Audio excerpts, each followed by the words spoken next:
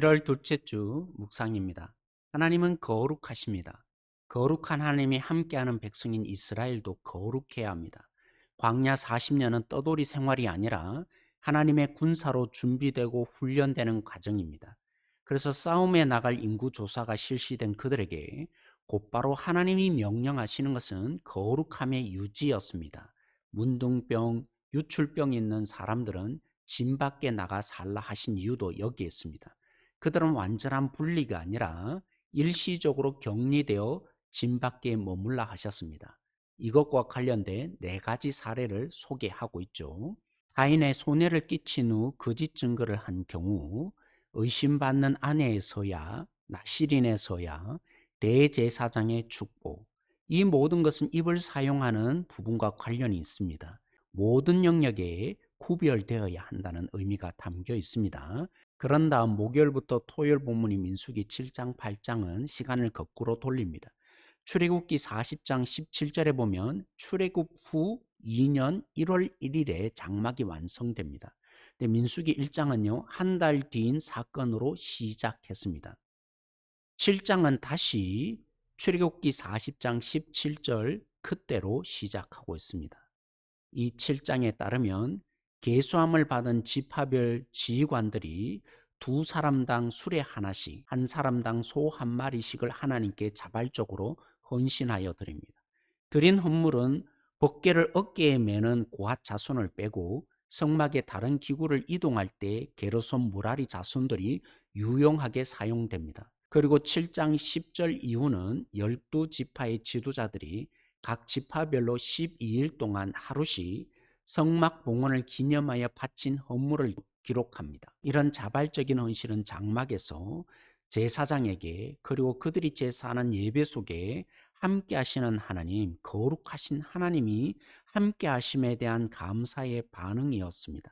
그렇다면 왜 이렇게 출애굽기의 마지막 때, 그러니까 민수기가 시작되는 시간보다 한 달 전의 사건으로 시작을 거꾸로 돌려 감사하는 이들의 모습을 보여주는 이유가 무엇일까요? 거룩하신 하나님이 함께하는 백성은 순종으로 거룩해야 한다는 것입니다. 한마디로 지휘관들이 드린 회막의 봉사의 헌물이나 제단에 봉사한 예물을 표현할 수 있는데도 불구하고 12번을 계속 반복해서 기록하여 얼마나 이들이 세밀하게 준비하였는지를 부각시키고 있습니다. 따라서 거룩한 순종이 얼마나 세심하게 준비 속에 이루어졌는지를 보여주고, 우리도 그렇게 세밀하게 세심하게 순종해 가야 하는 도전을 주고 있습니다. 화요일과 수요일 본문이었던 나시린 규정을 마지막으로 살펴보려고 합니다. 앞에서 언급한 대로 거룩하신 하나님과 함께하는 이스라엘도 거룩해야 합니다. 부정함을 막는 소극적인 내용과는 대조적으로 적극적으로 거룩함을 지켜가는 방식은 자신을 드리는 것인데, 바로 나시린을 예로 든 것입니다. 하나님께 바쳐졌기에 첫째, 포도주와 관련된 모든 접촉을 피해야 합니다. 당시 술에 취해 신과 가까이 하던 시대에 온전히 하나님께 바쳐지는 존재, 마음과 뜻과 힘과 모든 정신을 다해서 하나님께 바쳐지기를 원했던 것입니다. 둘째, 머리를 자는 것을 금했습니다. 권위의 상징이 머리인 점을 볼 때 늘 하나님께 바쳐진 존재로 사는 것이 인식되기를 바랬던 것입니다. 마지막으로 제사장처럼 이들도 가족의 장례에 참석할 수 없었습니다. 예수님이 아버지를 장사하고 따르겠다는 사람에게 죽은 자는 죽은 자에게 장사하라고 해석해 준 것을 볼 때 하나님이 최우선적입니다. 하나님보다 소중한 것이 없으며 가장 위대하며 가치 있는 것은 하나님 그분인 것입니다. 로마서 12장 1절은 바로 이 나시린을 염두에 두고 표현한 것입니다. 곧 우리가 나시린이라는 거죠. 왜 우리가 나시린입니까? 죽음 마땅한 우리를 위해 아들을 버려 사랑하신 하나님의 은혜로 우리는 구원받았습니다.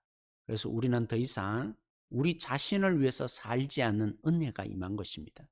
주를 위해서 살아갈 수 있는 기쁨과 자발적인 헌신이 가능한 그 하나님의 사랑과 은혜가 우리에게 역사한 것입니다.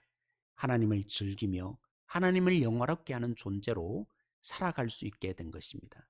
사랑하는 성도 여러분, 살아도 주를 위해서 살고 죽어도 주를 위해서 존재하는 바꾸어 내신 이 하나님의 은혜가 깨달아지기를 원합니다. 하나님과 더불어 사는, 하나님을 즐기는 행복한 성도들이 되기를 소망합니다. 평안하세요.